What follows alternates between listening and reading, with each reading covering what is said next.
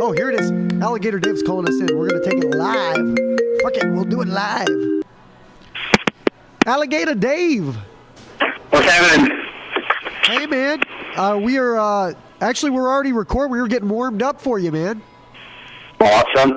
Can you hear us pretty good? I can. Can you guys hear me? Yeah, we can hear you pretty good. We're kind of adjusting the volume a little bit, but yeah, we got you, man.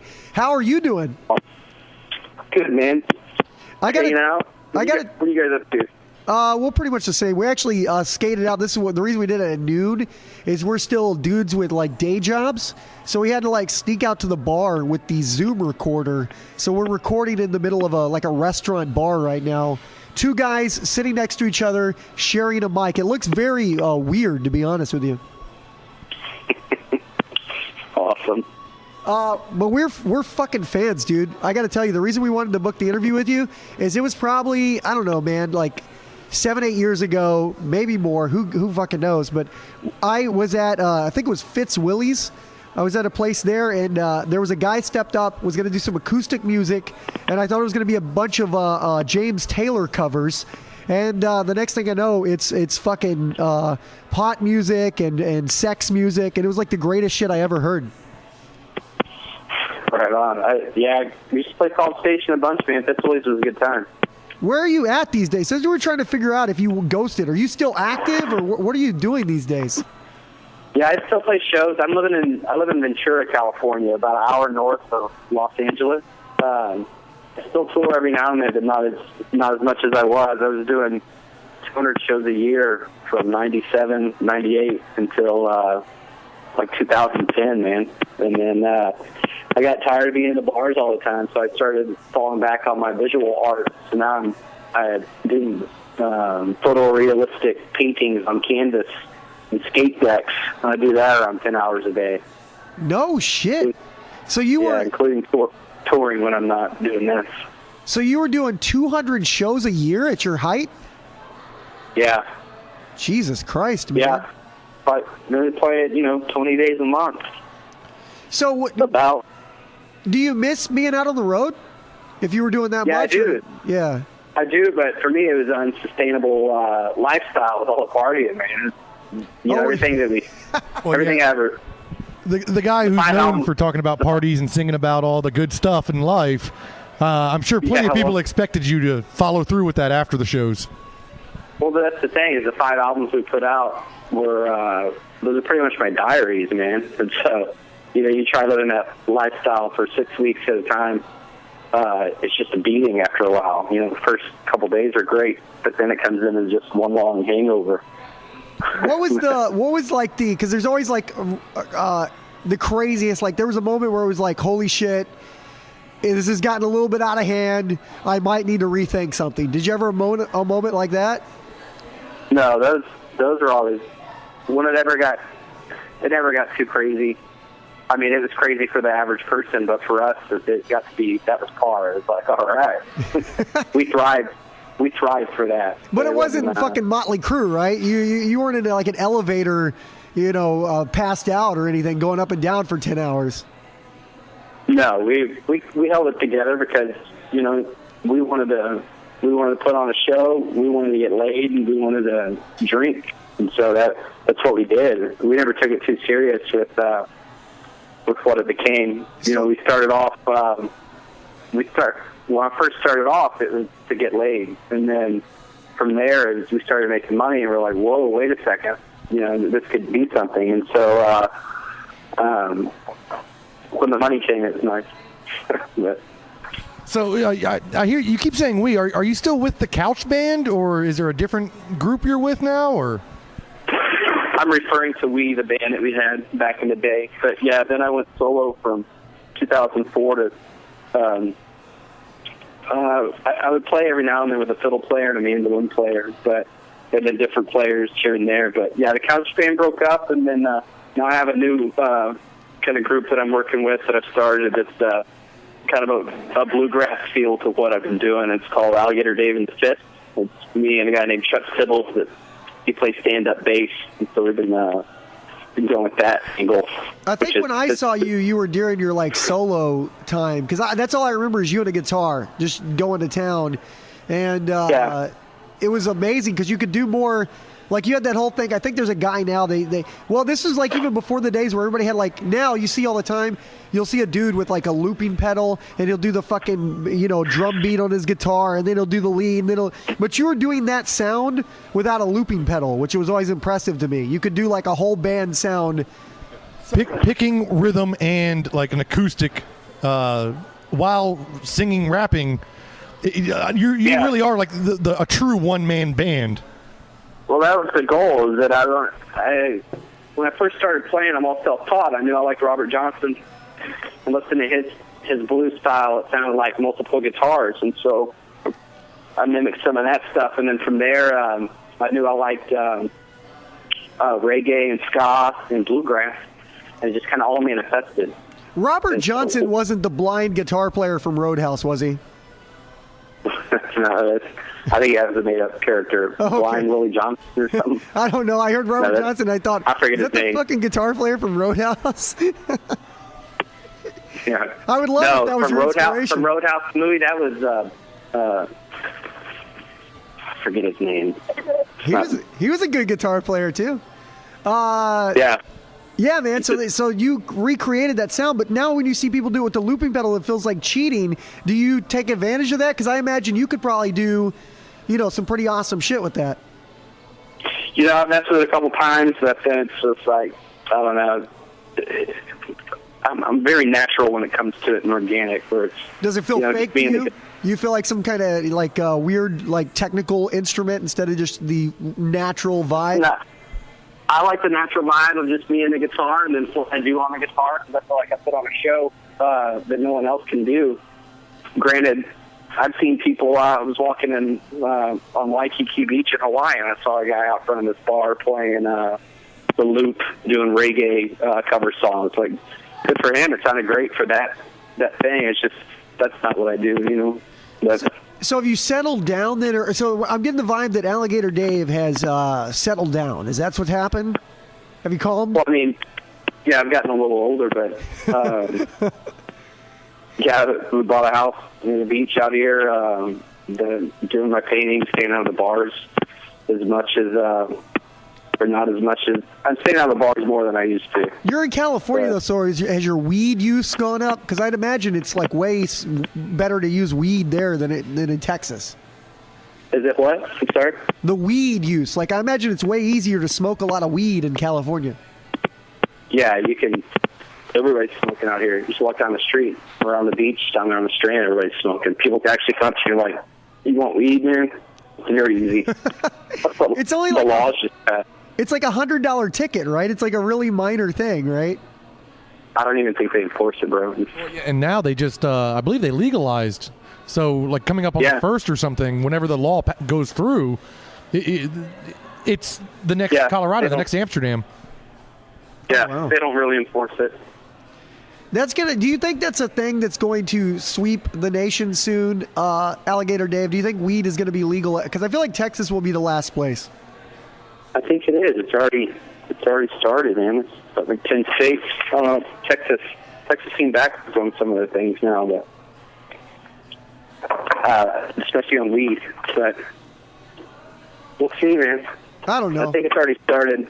Because I feel like because it's a state law, I feel like at any time if the attorney general wanted to crack down on it all, it could be like over tomorrow. Like they could just the federal government could go like, no, that's not happening anymore, and it's done. You don't think so? I'm sorry, you cut out. Ask that again. I'm sorry. I was saying like the federal government. I always worry that if they decided to go against it because it's all state laws, they could shut it down like almost instantly if they wanted. Yeah, but I mean, it's state to state now, right? If they can come shut it down within the state.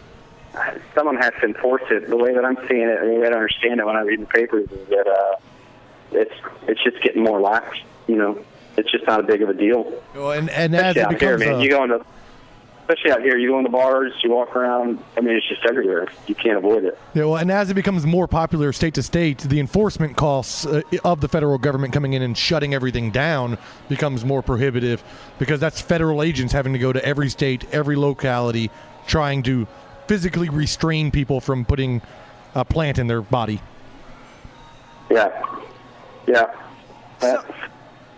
I'm curious on the music thing because I was thinking about it because you said you got tired of doing the shows. But with the DIY thing and able to put out music online and sell singles without a record company and stuff, is it easier to make? Can you just make money by just releasing music? Like, could you just forget touring and just put songs out and let people listen to them on download them and shit? Or is there no money in that? No, there's definitely money in it. The 5 albums I have out, I say we, but it's all my music. I wrote it all. I make money on iTunes every month, every couple of weeks actually. So between iTunes, Amazon, Google, every outlet that my songs are played at, I make money on. And so technically I could go put out. I mean, I have hundreds of songs unrecorded right now. I'm just sitting on trying to find the time to get them recorded. I think I could put out albums just online on that tour, which would be great. But it's just a matter of me finding the right studio and getting it done. Well, that's why I was wondering about the DIY stuff because I almost think home recording has escalated so much so now that a lot of stuff I've heard stuff even on YouTube and things like that. I'm always amazed when I hear these YouTube covers. And it's like people in their living room. Now, granted, sometimes I wonder if that's fake. Sometimes I don't know how much shit is fake online. And I'll see a really good sounding, a cover version. But I'm I bet they're lip syncing. I bet they recorded that in another studio and edited and did camera tricks and shit. Right. Well, I think a lot of people are doing it now. Spending a lot of money going with a record label, signing with a record label, and trying to get it released like that. A lot of times, record labels will have a deal already cut with the studio where they increase the cost of the hourly rate for you to record with their studio, and so they're making money on it. I don't know if you got the experience and the know-how, you can go buy the gear, do it yourself, and save money. I think a lot of people are doing that. Yeah. So I want to know about the skateboarding thing, since you said you paint decks and stuff like that. Are you a boarder? Yeah, well, I was growing up. I wasn't, anywhere near being a pro. Or we skated, drainage ditches near the house, and I think I had a half pipe at one point in the backyard. But there's always been a passion. I love skate decks, and then started painting just on single skate decks, and then one night. It came to me as maybe I should paint on multiple skate decks. So I took 8 skate decks, mounted them all together to make one single canvas. Oh, wow. It just kind of took off from there. I didn't even realize that. So you're doing full-on paintings from skate decks. It's not like you're painting boards for somebody to ride on. You're painting them as a big piece of art. It's fine art. Holy shit, man. Where can people check that out? Do you have a website or anything? Dude, you can go to davidgrizzleart.blogspot.com, and that's David Grizzle, Grizzle, art.blogspot.com. Do they sell pretty well? Are they pretty popular? They do. I've sold every one I've ever made, except for the one here in my studio right now. So I'm always amazed how art works, man, because we talked to this other artist. His name was Picasso. Have you ever heard of Picasso? Brickcasso? Picasso. Prick. No. He's a guy who paints with his dick. And he'll catheter himself with paintbrushes and things like that. We did an interview with him. He actually did a custom piece for us. Yeah, we put an exploded painting up on the wall that the dude painted with his dick, and it was pretty crazy because you can see there's on our logo we have these sun rays, and you can just see it's just mushroom stamp, mushroom stamp, mushroom stamp, and he says he sold these things for hundreds of, not hundreds of thousands, but sometimes thousands of dollars, a $2,000 piece, a $3,000 piece. And he was a retired construction worker in his 60s. And he was I think I'll try painting with my penis now. And it worked out for him. So if you have a cool idea, I think people grab onto it, Yeah, definitely. Especially being in the Southern California, surf and skate scene's just out my front door, bro. So it's real easy to get into it. What do you paint? What do you typically what's a piece? What are you working on now? You said you got a piece you're working on. What's it look like?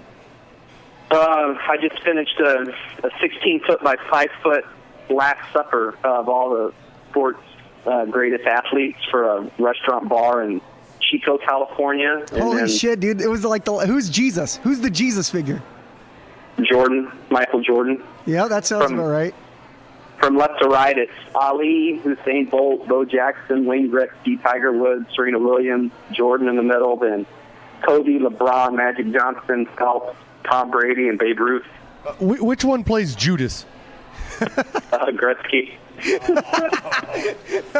He just happened to fall there, but it could have been anybody. And then I'm working on a Bruce Lee portrait. I'm working on a scimitar. This guy's dad for his Christmas gift. And then I'm working on an 8-foot by 6-foot Bob Marley for a bowling alley entertainment venue in San Luis Obispo. And I'm working on a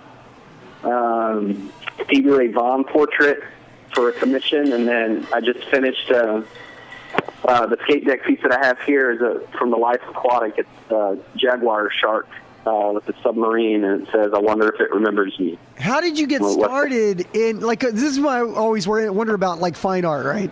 How do you, like, dive in?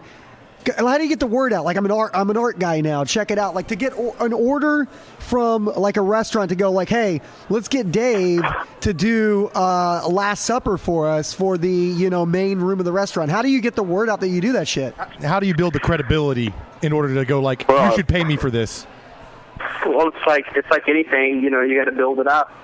In 2006, I got tired of touring, ended up in Mexico, and I recorded the new album I Drink when I was there, and I started painting again in my free time. I had an art background growing up. I had a scholarship at Art Institute of Dallas, but I didn't go. I bought a guitar when I was 18, and then it manifested into a record deal a year and a half after I bought a guitar, which is crazy. And then just snowballed into that, so I followed that route. But in Mexico, I got back into art. So then right around 2010, I had been selling a couple pieces here and there, and then I really got into it full time then and painting 10 hours a day. And then at first it was just fans and friends buying my work, and then it manifested into now where a lot of the times I don't know the people that buy my art, and then you asked about. But they commission you a lot? Like, you'll just get like a, hey, can you do this or something like that? Or yeah, right now I'm looking at my map on the wall, and I'm on pace to do 75 paintings this year. Jesus. But then I'll be finished up, and I've got probably 12 commissions that I'm working on at a time right now. The story is starting to sound like Alligator Dave is a man with too much talent and not enough time. I don't fucking like that. I actually don't like. I kind of don't like that he's so fucking talented. To be honest with you, it's amazing. Dude, I have to have outlets, brother. That's why I get up at 5 in the morning and get out here and start painting, because I have to get it out, man. If I'm not playing music, and I'm doing this. But I do understand it to a certain degree. Yeah, go ahead. To answer your question, how does like a restaurant find it? I got lucky. This guy put a card on my door saying, "Hey, we're building a new bowling alley music venue behind your house. Sorry about the noise. Let us know if we can do anything." So I emailed him. I'm like, "Hey, man, how are you guys going to decorate the inside of it?" And then we went to lunch. He ended up, after it was all said and done over the course of about a year and a half, they bought 12 pieces from me. And so those guys knew some guys were opening some restaurants across the rest of the state. Then they got a hold of me, and they saw my work here in town. I did a Big Lebowski Last Supper that was 15 feet by 6 feet with the dude as Jesus. I knew the dude would be Jesus. Right. So they saw that, and then, can you do something like that for us, but with the greatest athlete? Like, yes, I can. That's amazing, dude. It just blows my mind, because, like, you have essentially done, it's where, like, I think it's, like, about putting the work, right? You've essentially built up two different careers, both through creative outlets. I've always been a guy that has done creative shit on the side, because I have to have the creative outlet, otherwise I can't function normally. But I do it in the nooks and crannies over my lunch break, at night when I go home. And I've never been able to, I was in the radio business for a long time, but I hated the business end of the radio business. I just appreciated the fun broadcasting part. So I was like, well, fuck it. I'll go make some money somewhere else and do this to get the creative portion out, but you've bridged that divide. You've been able to live off of your art, which I think is a thing very few people can do, you know? Man, I've been very lucky and very fortunate that that's been the case. It's been, it's tough. I was very lucky because there was no lag in my money from transferring from music to art full time, which is, well, it's amazing because you'd think you'd have to build back up, you know? You'd think you'd have to... I was watching this. Do you ever watch documentaries, like CNN documentaries or anything? Yeah, I watch a lot of documentaries. So there's this documentary CNN just made about this guy, James Arthur Ray. And he was like, had this same, like you talk about, you have this creative outlet. James Arthur Ray was the guy that, did you remember hearing the story about the sweat lodge? The guy that put everybody in the sweat lodge and killed people? And right. Yeah. And this fucking guy, though, it was like a very similar, because he had, his outlet was like this guru shit where he had to talk to people and do self-help. He was like addicted to it.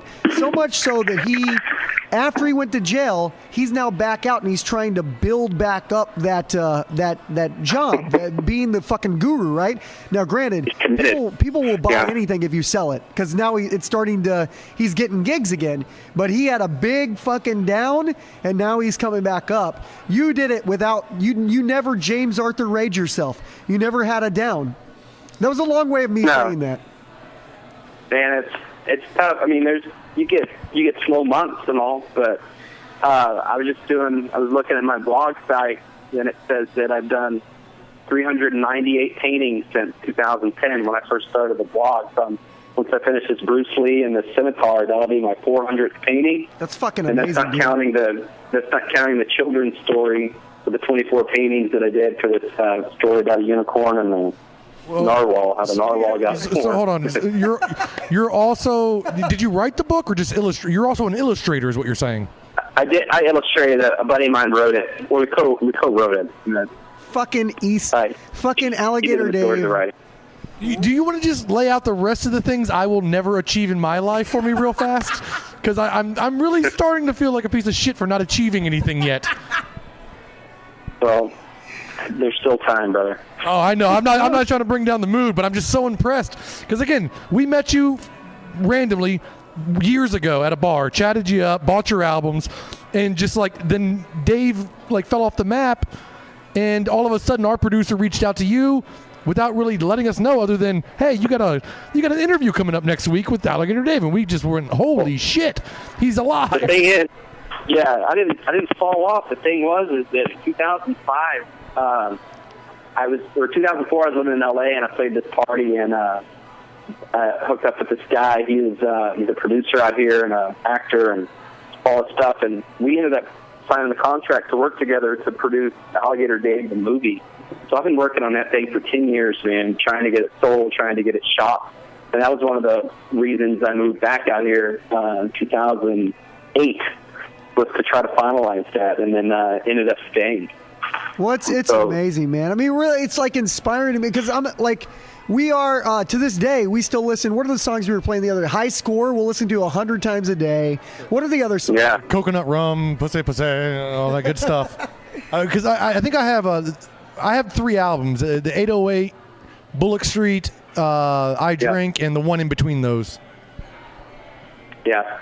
We just fucking love the music, man. It was like this whole thing about you found a way to make like party music, but also be like good music. Like you bridge that divide between the shit that we like. We like high energy, party, fun, all that shit. And the music was amazing. And to think that you have behind all that this art career and doing the children's books and working on a fucking movie, it's really.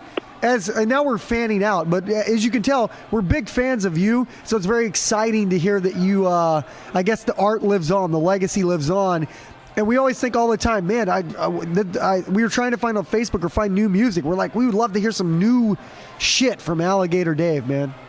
Man, you and me both, brother. I mean, I've got the song, it's just a matter of me getting in and recording. That's going to be awesome. Yeah. Beyond that, I'm married now. I have a kid and a son, and then I've got another kid on the way, and it's just I stay busy, brother. You're going 2 kids? 2 kids? I'm gonna have, yeah. One was like, because I had one, and then I went, no more. It was not my, not that I don't like my kid, but I'm saying like the baby stage and the toddler was just too much, man. And but did you really love having kids? You really love children? I like children. It's fun. I got in trouble at a Christmas party, Dave, because I essentially what I just said to you, and I was asking all these parents, and I was amazed how many were just like, "Love it, bro." It is what it is. You know how it is. I mean, you can go from frustration or bliss to frustration in a matter of seconds, right back to bliss. So you have a boy. What do you got? What do you got another one on the way? Do you know if it's going to be a boy or girl? What are you doing? I've got a boy now. He's 3, and then I'm going to have a girl in February. You did it right, Dave. You did boy, girl, and are you going to call it at that, or are you going to go 6 kids? No, that's it. But that's the way to do it. You have one boy, one girl. You call it a fucking day. That's the way you do it, man. Pretty much what I'm learning is Dave fucking has it figured out, and I don't have it figured out. You should start painting.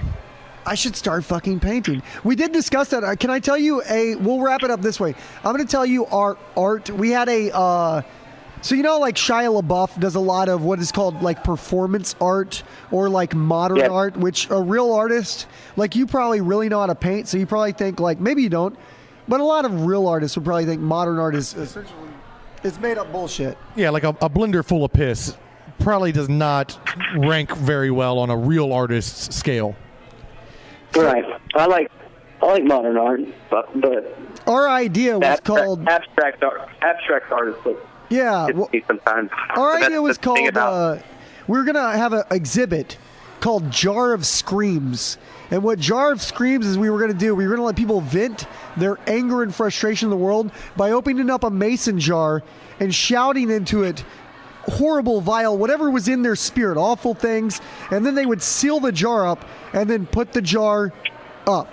And you could have for example, one of our ideas was you could have different lines of jars of screams. So at first you just have opening jar of screams, which is maybe just the artist venting his frustrations into mason jars. But then you could have things like Bill Cosby's Victims, where we go talk to them, they scream things into the jar of screams, we seal it up. And you would essentially put that out as a display.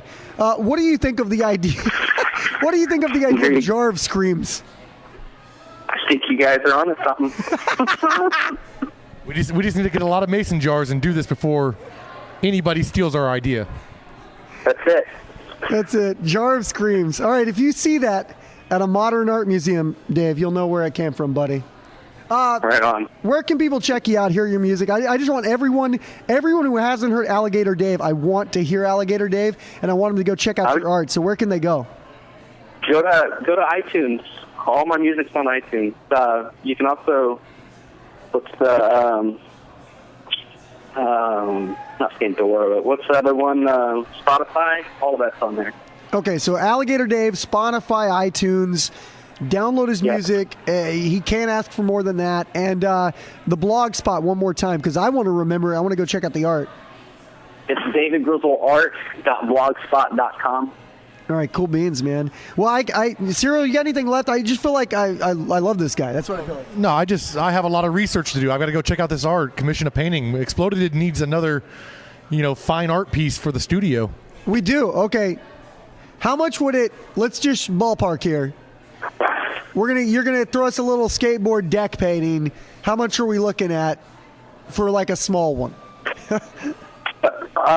They differ in price, man. I'll email you the breakdown. You guys can look at it. You should do that. Email Ralph, and we'll send you our logo, and you could say like, this is what I think it would be. Because right next to the Picasso, if I could have an original Alligator Dave in the studio, I'd fucking shit bricks, man. It'd be amazing. Right on. Well, we'll talk shop, man. I'll shoot you over the breakdown. Sounds good, man. We really appreciate it, Dave. Hey, man. Appreciate talking to you guys. Have a good one, buddy. You too. Bye. Take care.